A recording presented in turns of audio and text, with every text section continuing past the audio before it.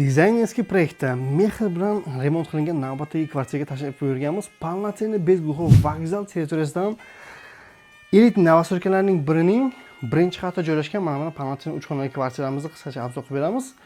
Juda ham chiroyli mehki mebel, mana bu yerda ko'rishingiz mumkin, jurnalist stoliklari bilan birgalikda va chiroyli televizion, parda, nimalar gul bilan juda ham mos kelyapti. Va keling, planirovkamizda qisqacha tanishtirib o'tamiz.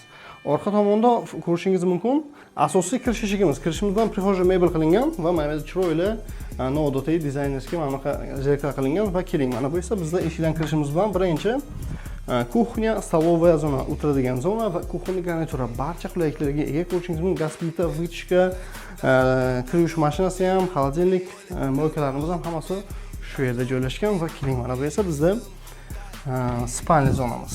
Polnoценный Bezguxov kvartira, har bitta xonamizda derazasi mavjud va mana bu yerda juda ham chiroyli bo'lgan двухспальный kravat, uzun stroyniy mebellari bilan va teremon zonasi ham mavjud. Parda bilan nima, divanni mos qilingan, juda ham chiroyli chiqqan. Va mana bu esa bizda bolalarimiz uchun детский spalniy. Ko'rishingiz mumkin, juda ham chiroyli. Xohlasangiz bitta, xohlasangiz ikkita farzandingizga qarab moslab nima qilishingiz mumkin. Односпальный qilishingiz mumkin. Keyin yana bitta nimasi ahamiyatga jihati ko'rishingiz mumkin.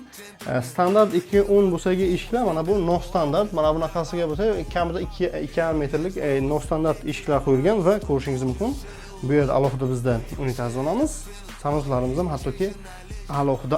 Bu yerda dushevaya zona qilingan. Mana bu yerda unitaz, dushevaya zonasi, mana bu yerda akkuratniy qilib o'tilgan.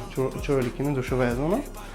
Kvartiramiz birinchi qavatda joylashgan, 103 ming AQSh start narxda. Kimga shu kvartiramiz qiziq bo'lsa agar, mana bu raqamimizga shunday qilib murojaat qilamiz. Murojaatingizni kutib qolamiz.